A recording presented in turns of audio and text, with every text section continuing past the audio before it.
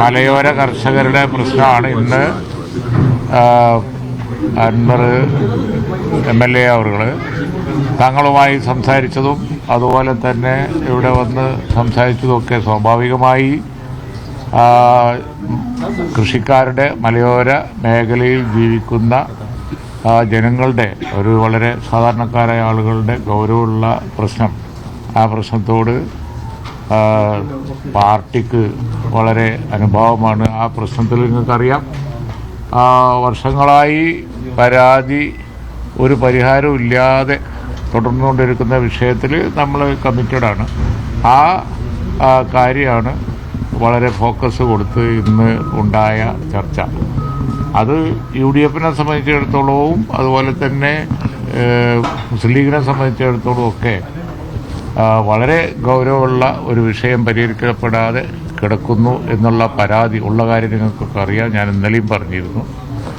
ആ വിഷയമാണ് ഇന്നത്തെ എല്ലാവിധ ഫോക്കസും. അതാണ് ഞങ്ങൾ ചർച്ച ചെയ്തത്.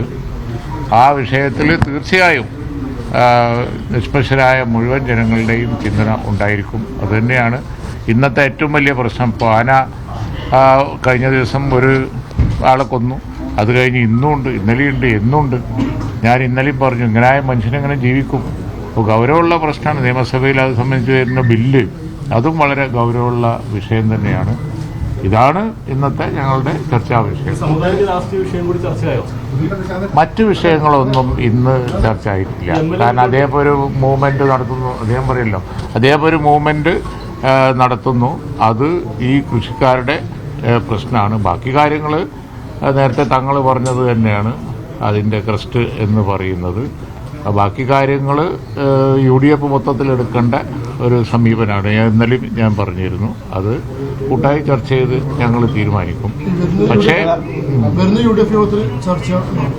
തീയതി അതിൻ്റെ ഭാരവാഹികൾ തീരുമാനിക്കേണ്ട വിഷയമല്ലേ. UDF ഇനിയിപ്പോൾ അസംബ്ലി ഉണ്ടല്ലോ, എല്ലാവരും അവിടെ ഉണ്ടാവുമല്ലോ. UDF-ൽ വലിയ പ്രതീക്ഷയുണ്ട് എന്ന് തന്നെയാണ് അദ്ദേഹം പറയേണ്ട കാര്യമല്ലേ. അല്ല, ഇപ്പം ഈ നാട്ടിലെ ജനങ്ങളുടെ പ്രശ്നത്തോടൊപ്പം നിൽക്കുന്ന ഒരു മുന്നണിയല്ലേ UDF.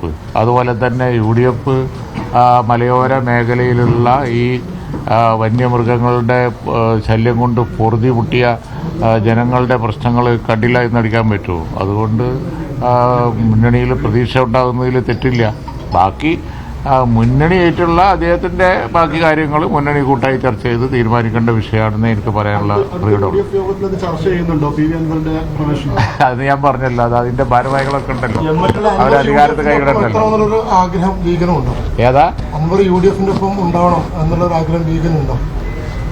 എന്താ ഓരോ ചോദ്യം തിരിച്ചും മറിച്ചും ഇപ്പോ ലീഗ് ഒരു പാർട്ടി എന്നുള്ള നിലക്ക് ലീഗിന് ഈ കാര്യത്തിൽ പറയാവുന്നതിന്റെ ചില ലിമിറ്റ് ഉണ്ട്. ആ ലിമിറ്റ് ചെയ്യാൻ പറയുന്നു. അൻവർ ഉയർത്തിയ വിഷയത്തോടൊപ്പം ലീഗുണ്ട്. ആ വിഷയത്തിൽ യാതൊരു സംശയവുമില്ല.